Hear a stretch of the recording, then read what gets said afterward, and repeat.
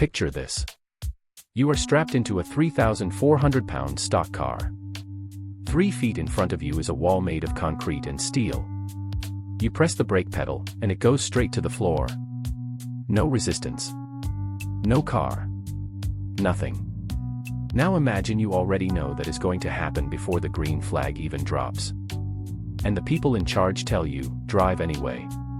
So you do something almost no championship leader in NASCAR history has ever done. You walk into their office and threaten to quit, mid-race, on purpose. This actually happened just days ago, and what NASCAR said back to him is the reason the entire garage is still talking about it. Before we get into exactly what was said behind closed doors, if you're new here, welcome to NASCAR Voltage. We break down the stories NASCAR doesn't want you to think too hard about, the rulebook fights, the hauler meetings, the things drivers say in podcasts that never make the highlight reels. We're closing in on 500 subscribers, and every single one of you gets us closer to covering this sport the way it deserves. If you haven't already, hit subscribe, drop a like, and leave a comment telling us whose side you're on in this one. Your support is genuinely what keeps this channel growing. Now, back to the story. The driver at the center of this is Denny Hamlin, a 45-year-old veteran and the current points leader in the NASCAR Cup Series. The track is Iowa Speedway, a place that has quietly haunted him for 2 years. Hamlin had finished 24th in each of his last 2 starts there. Heading into this race weekend, he made a decision rooted not in ego, but in humility. Instead of relying on his own team's usual setup, he borrowed the brake package used by 23XI Racing, a stronger performing team at that specific track. In his own words, Hamlin said he wanted to lean on that setup, site index equals 11-1, since he hadn't had success at this racetrack quite yet. /site, it was a reasonable, almost selfless move. It was also the exact decision that would trap him days later. The trouble started in practice, and it started fast. Laps into the session, Hamlin's brake pedal dropped straight to the floor. This was not a gradual fade. It was instant. And he was not the only one. Chase Briscoe, Riley Herbst, and Bubba Wallace, all running the same borrowed brake package, experienced the identical failure. Meanwhile, Legacy Motor Club, a Toyota team running a different brake package entirely, had 0 issues all weekend. Crew Chief James Small described the failed brake components in blunt terms, calling them destroyed. 4 cars, 1 shared part, and 1 common outcome. This was not a driving error. It looked like a defective batch, and at that stage, nobody could prove it, let alone fix it in time. That is where the story shifts from a mechanical problem into a full-blown rules controversy. Iowa Speedway is what NASCAR calls an impound race. Once technical inspection ends, the car's setup is frozen. No adjustments allowed. Under the rulebook, teams are permitted to change rotors. They are permitted to change calipers, though it comes with a penalty. Teams can even bleed the brake lines if needed. But there is one component that cannot be touched under any circumstance, for any reason, the brake pad. The reasoning behind this rule is not arbitrary, and it is worth understanding, because it is the entire foundation of NASCAR's position. Calipers and brake lines are single-source parts, meaning NASCAR itself supplies them to every team. Because NASCAR controls that part of the supply chain, NASCAR accepts the risk if something goes wrong with it. Brake pads are different. Teams select and install their own brake pads. NASCAR treats that choice as a competitive strategy decision, not a safety issue, which means it falls outside the list of things a team is allowed to touch once the car is impounded. Hamlin summarized the bind perfectly. He explained that if the pads turn out to be defective, site index equals 8-1, there's no way out of that box/site. That box is exactly where Hamlin and team owner Joe Gibbs found themselves when they walked into NASCAR's hauler before the race. This was not a casual conversation. Hamlin was not asking for a favor. He was asking for a punishment, any punishment, in exchange for a safe car.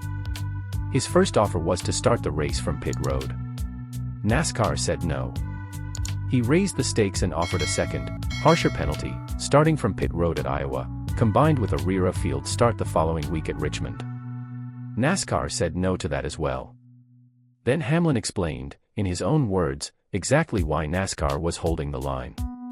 He said he understood he couldn't get out of the box site index equals 2-1 because NASCAR doesn't want 36 teams showing up with a qualifying brake pad and a race brake pad. Cite, that single sentence is the entire conflict in miniature.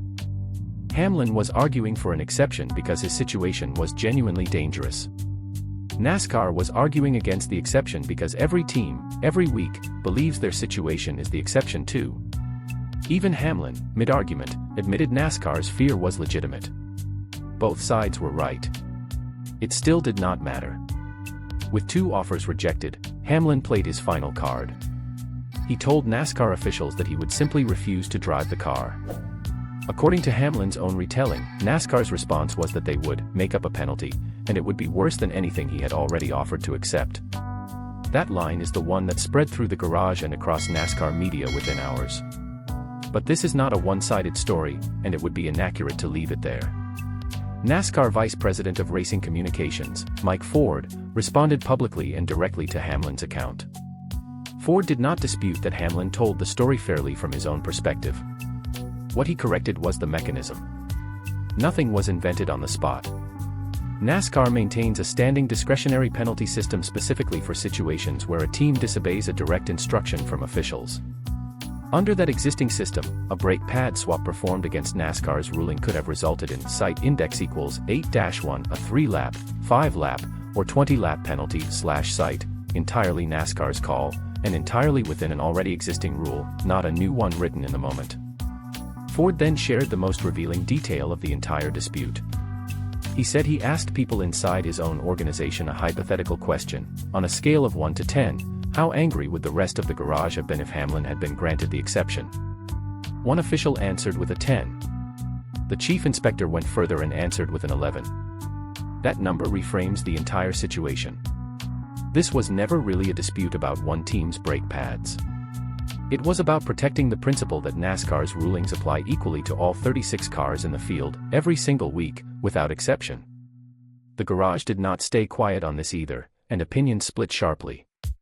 Former Hendrick Motorsports crew chief Steve Letarte argued that NASCAR's rigid stance would have shortchanged the people who paid to watch the race, calling it a disservice to site index equals 12-1, the fans who came to watch Hamlin race /site. On the other side, the crew chiefs directly involved in the incident took a more technical position. Both Chris Gale, Hamlin's own crew chief, and James Small, Briscoe's crew chief, reportedly told NASCAR officials that the brake pad replacement policy needs to be re-examined specifically on safety grounds, separate from any argument about competitive fairness. That split is the real, unresolved question sitting underneath this entire story. Is this a genuine gap in the rulebook that puts drivers at risk, or is it a loophole that 35 other teams would exploit the very next week if NASCAR opened the door even once? If you're finding this breakdown useful, this is exactly the kind of story we dig into every week here on NASCAR Voltage, so consider subscribing before you go, and drop a comment below with your take. If you enjoy real NASCAR breakdowns like this, you'll like what's coming next. With no rule change and no exception granted, Hamlin had to start the race knowing his brakes could fail again at any moment. He later admitted this was site index equals 9-1, the worst mindset he's ever had heading into a race /site, and that he genuinely expected to be finished before the race even really began. From the earliest laps, his brakes were compromised. He spent the entire race pumping the pedal continuously, with no reliable way to know whether the car would actually stop in time for each corner. Every lap was a gamble repeated dozens of times over. Despite all of that, Hamlin finished the race in P5. It was his best ever finish at a track that had handed him back-to-back 24th place results in the 2 years prior, achieved almost entirely through raw nerve rather than a functioning brake system. Joe Gibbs, watching from the team's perspective, said afterward that he had never seen Hamlin that physically and mentally exhausted, describing a driver who site index equals 9-1 left everything he had on the track /site. In the aftermath, half joking, Hamlin said that if every race felt like that one, he would retire at the end of the season. Taken alone, that sounds like a headline. But context complicates it immediately. Hamlin is 45 years old, already the oldest full-time driver in the Cup Series, and his current contract runs through 2027. His own team, Joe Gibbs Racing, is simultaneously developing his 18-year-old successor. So the real question isn't whether Hamlin meant it literally. The real question is whether Iowa quietly started a retirement countdown, or whether it was simply a veteran driver venting after the single hardest race of his year. What remains is a genuinely unresolved argument, and it deserves to be treated as one rather than forced toward a tidy conclusion. On one side, should NASCAR carve out a real safety exception for brake pad failures, even though every insider involved agrees that doing so opens the door to abuse from other teams? On the other side, was Hamlin's offer, starting on pit road at Iowa and starting at the rear of the field the following week at Richmond, actually the fairest compromise on the table, one that NASCAR turned down anyway despite the clear safety concern? And then there's that number sitting over the whole story, 11 out of 10. That is how strongly Ford said the rest of the garage would have reacted if NASCAR had made an exception for just one driver. So here is the question we're leaving you with: does that number justify the risk NASCAR accepted with Hamlin's safety, or does it prove the rulebook needed to bend, just this once? Drop your answer in the comments, box him in, or open the door. And if this kind of deep, fact-first NASCAR breakdown is what you're here for, subscribing to NASCAR Voltage and sharing this video with another fan who'd argue about it is genuinely the best way to support what we're building. We'll see you in the next one.